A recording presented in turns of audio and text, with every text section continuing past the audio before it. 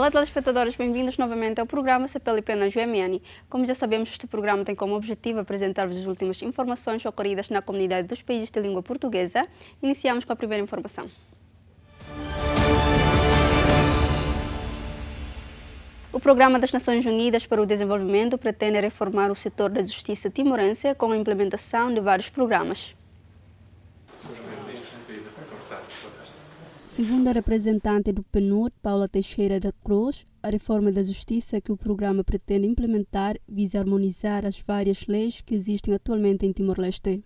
A representante salientou ainda que Timor-Leste deverá criar leis próprias que vão ao encontro da realidade timorense, dos seus usos e costumes.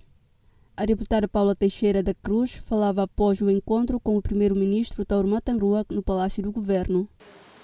O sistema em Timor-Leste tem naturalmente que se adaptar à realidade de Timor-Leste.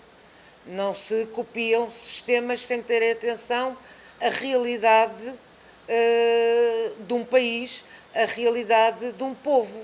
E, portanto, naturalmente que os projetos sobre os quais trocamos opiniões são projetos que têm obrigatoriamente que ter em conta a realidade de Timor-Leste e têm naturalmente também que ter em conta, como a própria Constituição de Timor-Leste refere, os usos e costumes desde que conformes com a Constituição e com as leis. A resposta do Sr. Primeiro-Ministro foi que ficava muito satisfeito em ver esta determinação de, em conjunto com todos aqueles que integram o sistema e que estão relacionados com o sistema judicial, estar a avançar, sobretudo porque nós temos um calendário e creio que o Sr. Primeiro-Ministro ficou contente, atrevo-me a dizer que ficou contente com esta calendarização, porque de facto há muito que Timor-Leste aguarda por leis estruturais. Paula Teixeira da Cruz referiu que Timor-Leste tem várias leis, como as leis indonésias, regulamentos da UNTAE e legislação pós-dependência. Por esse motivo, sublinha que é necessário harmonizar as leis, cuja base é a lei da organização judiciária. O presidente da República de Moçambique, Filipe Nyusi, defendeu que entre os países lusófonos não pode haver muros. Assumiu o compromisso de trabalhar para desbloquear o tema da mobilidade na CPLP. Entre os países lusófonos não pode haver muros. Quem o diz é o presidente de Moçambique, que esta terça-feira chegou a Portugal para uma visita de 4 dias. O presidente Marcelo aqui dizia claramente sobre a mobilidade na área do CPLP. Mas estava a dizer que se dependesse só de Moçambique, nós era ontem. Nós já fechamos o circuito com Angola. Os angolanos já viajam para Moçambique tranquilamente e vice-versa. Nós queremos abrir as balizas para desenvolver, porque quando estivermos na caixa, a viver numa caixa, haverá muita dificuldade de saber o que se passa no mundo. No quadro da comunidade de países de língua portuguesa, queremos continuar a convergir, Moçambique e Portugal. E nessa convergência, a componente pessoal é muito importante. E na componente pessoal, a mobilidade das pessoas é muito importante. Mas Filipe Nyusi não deixou de reconhecer que há regras internacionais. Talvez o problema poderá ser mais para Portugal, mas nós vamos ver como fazemos, porque Portugal está inserido numa comunidade que se chama União Europeia, e tem as suas regras, e a partir da altura que dá visto Moçambique, significa que tem que servir esse visto para ir à Alemanha, para ir à França. Aquilo que depender de mim, do presidente Marcelo, nós vamos desbloquear. Agora depende também das regras internacionais. As pessoas não podem ficar fechadas, não pode haver muros e, sobretudo, muros entre nós do CPLP. Já o chefe de Estado português fez questão de sublinhar que Portugal acompanha com empenho a procura de uma paz duradoura em Moçambique. Acompanhamos com empenho a preocupação de construção de uma paz duradoura e sustentável, sob a liderança de Vossa Excelência. Por isso acompanhamos as decisões económicas tomadas a pensar num desenvolvimento, também ele sustentado, abrindo para a justiça social. Por isso acompanhamos o processo eleitoral e a preocupação da construção de uma estabilidade política, económica e social na pátria irmã. O presidente moçambicano não esqueceu a ajuda de Portugal à população moçambicana afetada pelos ciclones Idai e Kenneth. Filipe Nyusi sublinhou que sem essa ajuda haveria muitas mais vítimas a lamentar e lembrou que a primeira chamada que recebeu foi de Marcelo Rebelo de Sousa. A visita de Estado termina na sexta-feira em Viseu. Decorreu em Lisboa a primeira reunião técnica conjunta extraordinária sobre a mobilidade na CPLP. Durante o encontro, os diplomatas não conseguiram fechar a discussão. No entanto, produzirão um relatório sobre a reunião. O encontro realizou-se na sede da organização em Lisboa. Em declarações à imprensa, o representante permanente de Cabo Verde junto da CPLP, Eurico Monteiro, revelou o resultado da reunião. Esta, se quiser, é a segunda sessão, portanto, da reunião técnica conjunta que foi convocada pela reunião ministerial dos ministros a reunião dos ministros da Administração Interna e do Interior em Cabo Verde no mês de abril.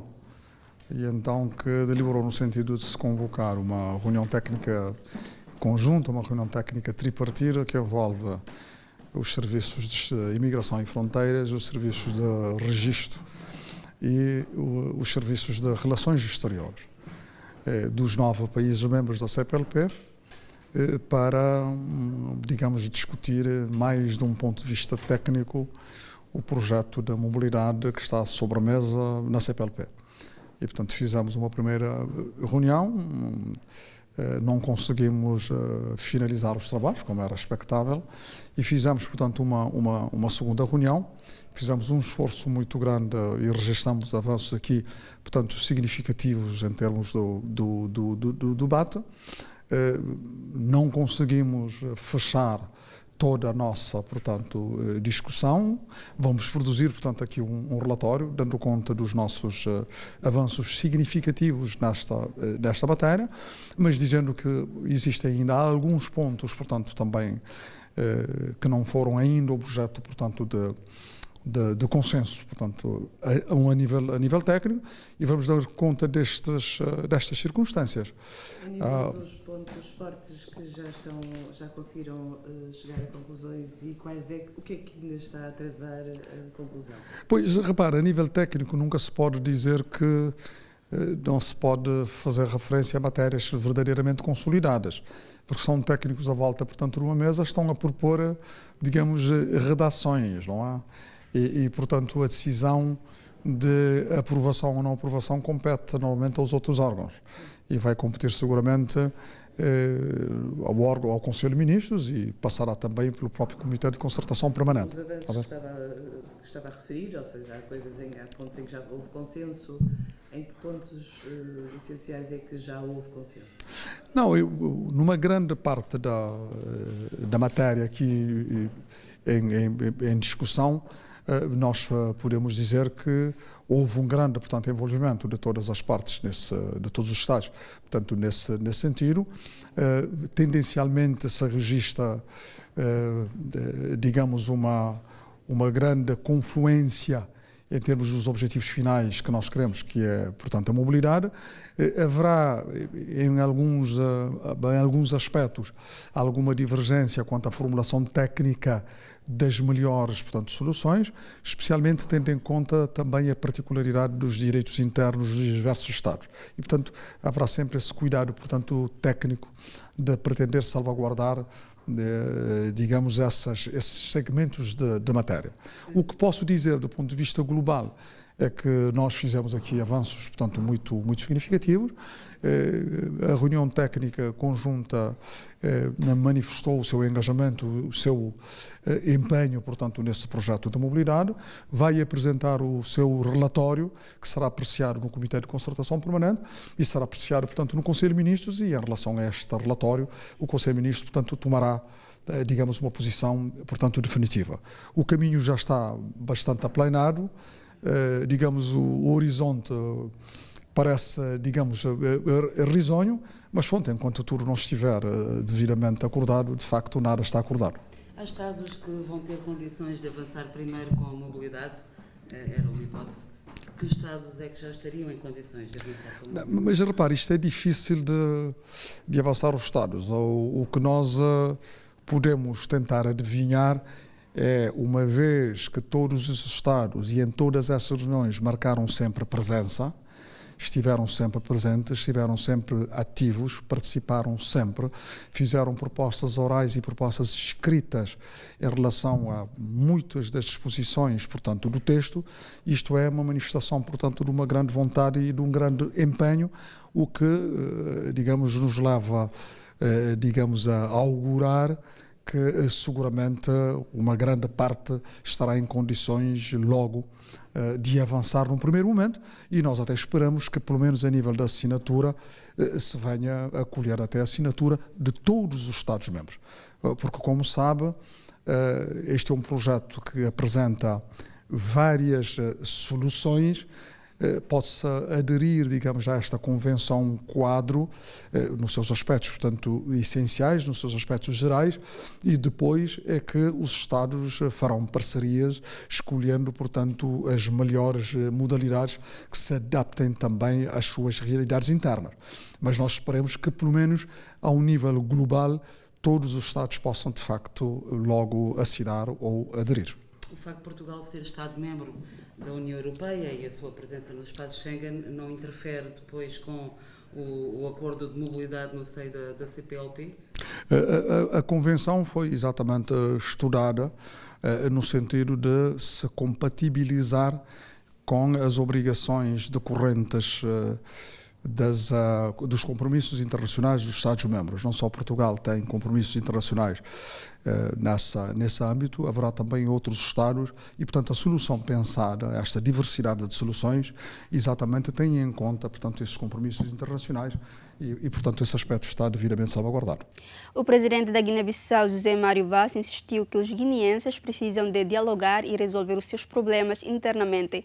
Em vez disso, deverá evitar procurar soluções externamente.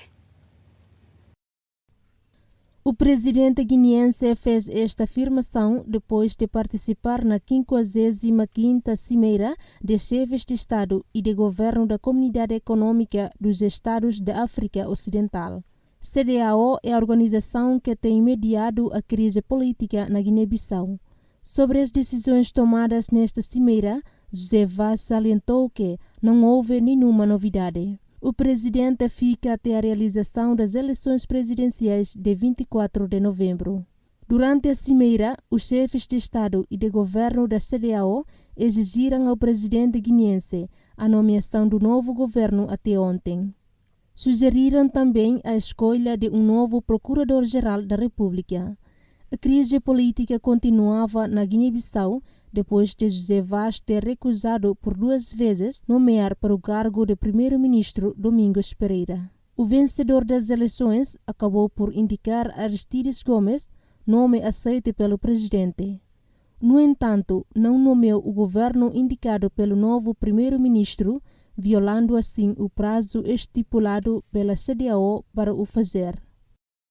O primeiro-ministro português António Costa defendeu que há todas as condições para fechar o acordo sobre as nomeações dos cargos de topo europeus.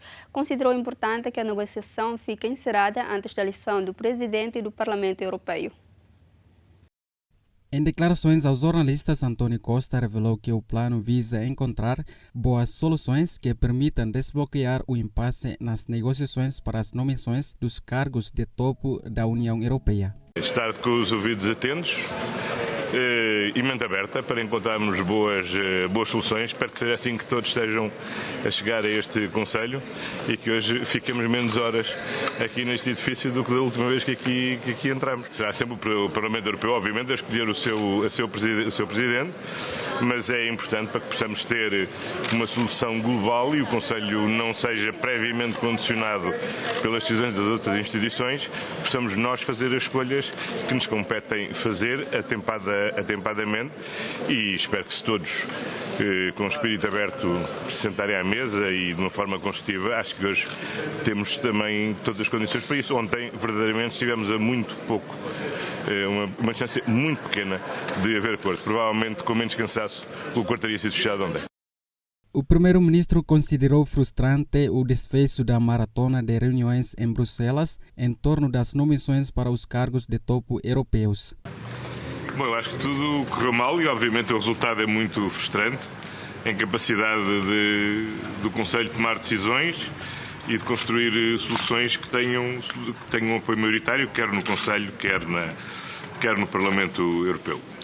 Acho que foi um exercício em que alguns membros do Conselho se empenharam muito profundamente, de todas as famílias políticas, de forma a procurar encontrar uma solução. Houve, infelizmente, algumas forças que se deixaram capturar por aqueles que querem dividir a Europa, a partir do grupo de Visegrado, ou de posições como a do Sr. Salvini, e que, limitados por essas pressões, acabaram por ser incapazes de sustentar os acordos que foram sucessivamente sendo estabelecidos. Queria aqui ressalvar, muito em particular, a posição da chanceler Merkel, que foi uma pessoa muito determinada em procurar sucessivos acordos, mas que infelizmente não encontrou o apoio necessário na sua própria família política. Neste momento não há plano nenhum, porque, como é sabido, todas as soluções propostas não têm encontrado qualquer maioria. Espero que depois de tomarmos todos um duche, de dormir umas horas, amanhã possamos voltar com melhores condições para conseguir aquilo que não se conseguiu ao longo destas áreas. No entanto, Costa acredita que há boas condições para a escolha de Timmermans. Eu continuo otimista que hoje chegamos a uma boa solução de acordo. Como é sabido, desde o princípio, que acho que Frans Timmermans é a personalidade que reúne melhores condições para ser presidente da Comissão. Creio que há hoje boas condições para que isso aconteça, mas vamos ver, temos ainda seguramente muitas horas de reunião antes de chegarmos a uma conclusão final. Estou muito otimista relativamente aos resultados desta reunião. Vamos ver qual é o resultado final e tenho, sobretudo, verificado como, ao longo destas semanas, o nome de Frans Timmermans para Presidente da Comissão tem vindo a ter um consenso cada vez mais alargado. Não me surpreende, creio que a ninguém, que países como a Polónia ou como a Hungria, que tiveram um conflito direto com a Comissão sobre o respeito pelo Estado de Direito, pela independência do Poder Judicial, tenham maiores dificuldades em apoiar quem, como Vice-Presidente da Comissão, liderou esse processo e abriu os procedimentos por violação do artigo 7º. Isso é normal, não creio que não surpreende ninguém, mas também creio que seria muito mau sinal para a cidadania, para a democracia europeia, para quem quer defender a independência do Poder Judicial e a supremacia do Estado de Direito, que aceitar essa argumentação para não apoiar Frans Timmermans. Essa é mesmo, eu diria, é mesmo o argumento que o Conselho não pode aceitar. Vaticano e Timor-Leste fortalecem a concordata que foi assinada há 4 anos. Este acordo centrou-se em setores como saúde, educação e sociedade. Segundo o encarregado do Vaticano em Timor-Leste, Monsenhor Marco Esprisi, o objetivo deste acordo visou o bem-estar do povo timorense. Monsenhor deseja que este acordo seja implementado com transparência e boa gestão dos recursos. Marco Esprisi falava à margem do encontro com o primeiro-ministro Taro Matanruak no Palácio do Governo. Encontramos o primeiro-ministro como representante do Vaticano, da Santa Sé, e com os meus colegas que representam a Conferência Episcopal Timorense para fortalecer ainda mais e implementar em todos os seus aspectos o acordo, a concordata que foi assinada há 4 anos atrás entre o Vaticano e o Estado de Timor-Leste para a colaboração no interesse do povo, ao serviço do povo, nas obras sociais, de educação, de saúde, de proteção dos mais pobres, mais necessitados, para que tudo isso possa ser na harmonia, na transparência, na gestão correta dos recursos, e o nosso único interesse, o único objetivo é dar testemunha do amor de Deus para este povo querido. O encontro foi muito bem sucedido, agradecemos o primeiro-ministro pela sua acolhida, pelo seu espírito de colaboração concreto, no respeito do orçamento do Estado, no respeito dos corretos limites dos custos do Estado, mas também na consideração do alto nível de serviço e de gratuidade com que a Igreja serve o povo de Timor. Segundo Monsenhor, apesar do governo apresentar limitações, o acordo assinado em 2015 tem de ser implementado. Eu diria que todas as partes têm que ser implementadas. Claramente, a maior atenção é dada aos serviços sociais, às obras educativas, às obras para os pobres, para os doentes, para os idosos. Essas são as coisas que são mais objeto da nossa atenção.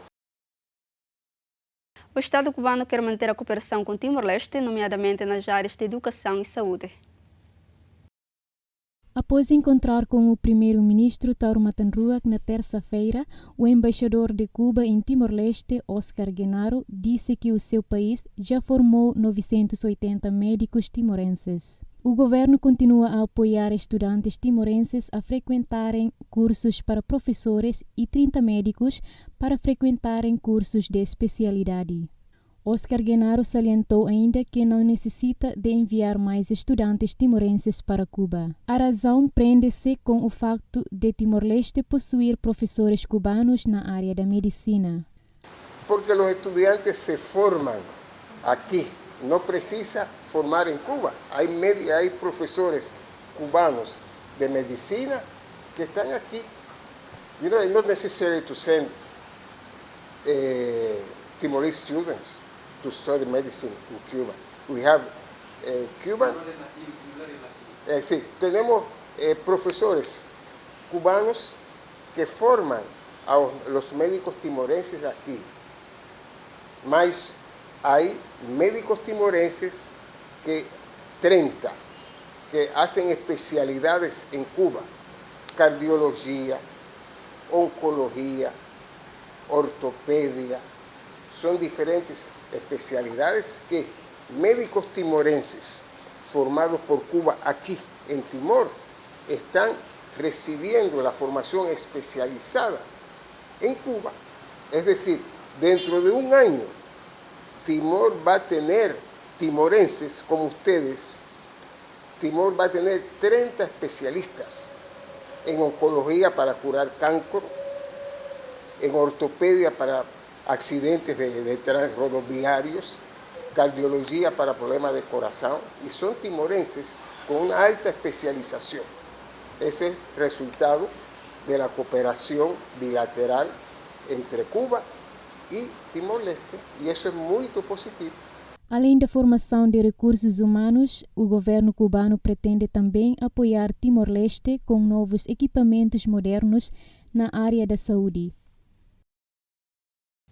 O secretário-geral português do PCP, Jerónimo de Sousa, garantiu que os comunistas estão determinados em encontrar uma solução para a lei de bases da saúde, mas o político mostrou-se preocupado com o rumo deste dossiê.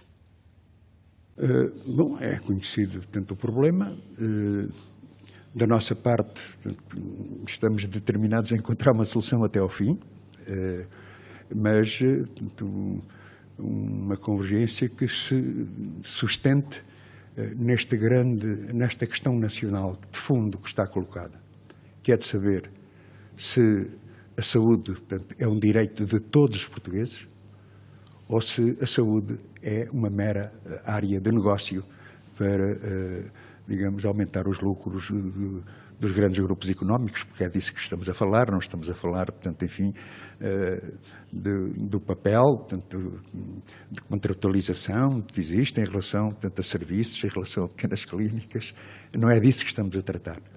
É, portanto, saber se nessa lei de bases será consagrado, portanto, o objetivo constitucional de um Serviço Nacional de Saúde geral, universal e gratuito, ou se prefere entrar, portanto, pelo caminho da exploração de um negócio em que, portanto, a doença seja transformada nisso mesmo. Portanto, da nossa parte, um esforço até ao fim, mas em relação à sua pergunta, com grande preocupação. Não posso falar pelo Partido Socialista, já fizemos chegar, portanto, aquilo que é a nossa posição de fundo, sempre disponíveis, como digo, para construir, mas naturalmente o Partido Socialista tem que se libertar, ou pelo menos clarificar o que pensa em relação a esta questão central que eu coloquei da saúde como um direito. João e Miguel são dois jovens empresários portugueses agroalimentares do Alentejo que desenvolveram um projeto transfronteiriço. O projeto está a ajudá-los a inovar o design dos seus produtos. As plantas já estão em flor, mas os figos da Índia biológicos ainda demoram algumas semanas a ficar maduros e prontos a colher. Miguel e João, 2 dos 3 sócios de uma empresa de Montemoro Novo, querem vender 20 toneladas este verão para o mercado nacional, mas ambicionam exportar para a Escandinávia. É graças ao projeto transfronteiriço Reinova que preparam este novo passo. É com alguma esperança até que nós integramos estes projetos, e acho que fazem todo o sentido, de nos ajudarem e de mostrarem o que podemos fazer e o que podemos fazer diferenciado dos outros, basicamente. É isso. E os nossos sonhos realmente é isso, é conjuntamente com estas entidades mostrarmos o trabalho e o nosso produto. Isso é óbvio que é fundamental, e é isso que sonhamos também, aparecer noutros mercados que não são o nacional. Noruega, Finlândia, são esses países que por estudo que vamos fazendo e por o que vimos, são estes países que gostam muito destas novas frutas, que estão abertos a provar estes novos frutos que aparecem. Com o apoio do Reinova tem feito novos contactos, o seu produto tem estado presente em feiras no estrangeiro e uma equipa de designers está a desenvolver uma nova embalagem, mais adaptada aos gostos dos mercados nórdicos. Queríamos mostrar o Alentejo, mas queríamos mostrar o Alentejo de uma maneira mais requintada, linhas mais direitas, caixas com linhas direitas, com cores que sobressaísse, onde sobressaísse a fruta também, para que quem vir a nossa embalagem tenha curiosidade em conhecer o que está dentro da caixa. Além de sócio no negócio dos figos da Índia, João aproveitou também este projeto transfronteiriço para criar um copo de cocktails, Copo Tiki, para os especialistas, para promover a sua marca de gin de olhos postos nos mercados externos. Neste caso, os alvos são o Brasil e Hong Kong. A minha ideia é fazer este copo em barro. A ideia deles era potenciar produtos para exportação. E isso é que me deixou admirado, que é, como é que estes tipos me podem ajudar a potenciar o meu produto para ele chegar ao mercado externo da forma correta. E tenho desenvolvido com a equipa de designers aquilo que eu achava que fazia realmente falta ao meu projeto para ele ser encarado de uma forma ainda mais profissional quando chega ao mercado externo, porque é preciso credibilidade para conseguirmos exportar. 11 parceiros das regiões portuguesas do Alentejo e do Centro e das espanholas de Castelo e Leão e da Extremadura estão envolvidos no projeto Reinova. O objetivo é ajudar as pequenas empresas do setor agroalimentar a inovarem e a aventurarem-se na exportação. Eu acho que é uma espécie de porta de entrada para eles, porque se formos ver a realidade, por exemplo, aqui na nossa região, muito dificilmente um produtor de vinho, um pequeno produtor de vinho, ou no nosso caso dos figos ou do gin, teria a oportunidade de poder contactar de uma forma direta com mercados asiáticos, com mercados do norte da Europa, se não tivessem algum suporte. E ao mesmo tempo também dar-lhes uma ferramenta de ganharem competências a nível de pensarem fora, out of the box, como se costuma dizer. É perceberem que o seu produto até pode ter qualidade, mas tendo algum fator que podem, por mais disparatado que possa até parecer, um fator inovador, pode-lhes dar um novo mercado, uma nova oportunidade. Financiado pelo Programa de Cooperação Transfronteiriça Espanha-Portugal 2014-2020, através do Interreg 5A, o projeto já apoiou a criação de mais de 30 produtos dos dois lados da fronteira. Inês Luengo é uma cabreira, a última mulher que cuida de um rebanho de cabras de raça no noroeste de Portugal. Esta região está ameaçada pelo despovoamento, onde a jovem se tornou um exemplo que abre uma porta à esperança. Nas rochas que formam as arribas do Douro, Inês segue o seu rebanho, um dos últimos do agrupamento das Mesetas, cabras originárias desta região, partilhada entre Espanha e Portugal, catalogada como reserva da biosfera transfronteiriça. Também ela é uma das últimas cabreiras da região, trazendo esperança a uma área ameaçada pelo despovoamento e a uma raça em vias de extinção. Por la mañana me levanto, cojo y las ordeño y después cojo, las saco para el campo y ya pues todo el día para aquí. A reserva, que compreende 87 municípios de Trás-os-Montes em Portugal e das regiões espanholas de Zamora e Salamanca, é um dos redutos mais importantes de toda a Europa no sentido de conservação genética e de património. Aquí se concentra la principal zona o la zona donde hay un mayor número de razas de toda Europa. Concretamente hay 17 razas autóctonas y en un territorio que prácticamente en población es marginal dentro de Europa. Para nós é extremamente importante esta colaboração com a Espanha. Portugal é um país muito estreitinho, mas de qualquer maneira nós estamos no interior, despovoado. Se nós começarmos a passar para o outro lado da fronteira e a ver este intercâmbio de problemas, de busca de soluções, nós deixamos de estar tão interiorizados.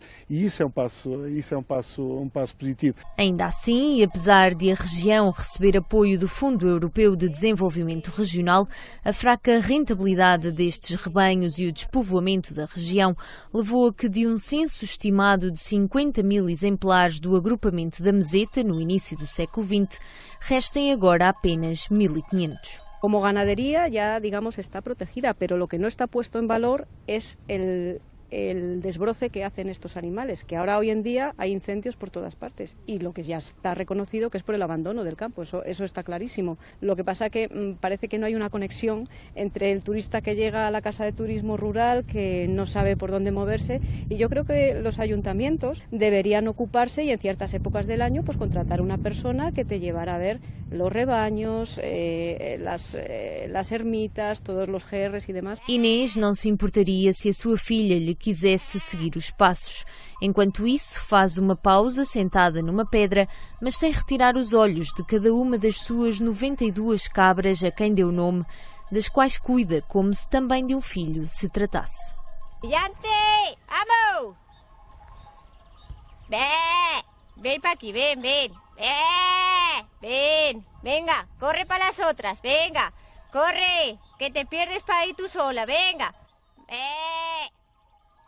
Vamos! Foram as informações dadas nesta edição. Não se esqueçam de acompanhar o programa CPLP na GMN, às segundas e quintas, às 5 horas da tarde, e repetição às terças e sextas, à mesma hora. Até a próxima!